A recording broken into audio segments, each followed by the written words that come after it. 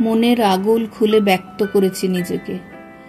বন্ধু শুধু নীরবে শুনে গিয়েছে আমার কথা। এখন আর লেখার অভ্যাসটাও চলে গিয়েছে। কত সাদা পৃষ্ঠা বাকি রয়ে গিয়েছে। ইচ্ছে করে আবার উজাড় করে দিই অব্যক্ত সব কিছু, কিন্তু পুরনো বন্ধুর সঙ্গে বোঝাপড়াটাই আর হয়ে ওঠে না। ডায়েরিটা সযত্নে আলমারিতে তুলতে গিয়ে মনে হয় নিজেকেই যেন নিজে ফাঁকি দিচ্ছি। পলাশ গাছটার দিকে তাকিয়ে কতক্ষণ দাঁড়িয়েছিলাম কে জানে।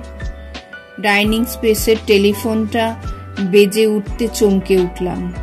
সন্ধে হয়ে গিয়েছে। ঘরের ভেতরটা অন্ধকার। এক ফালি রাস্তার আলো এসে পড়েছে ঘরের ভিতরে। তুলে নিলাম রিসিভারটা। হ্যালো।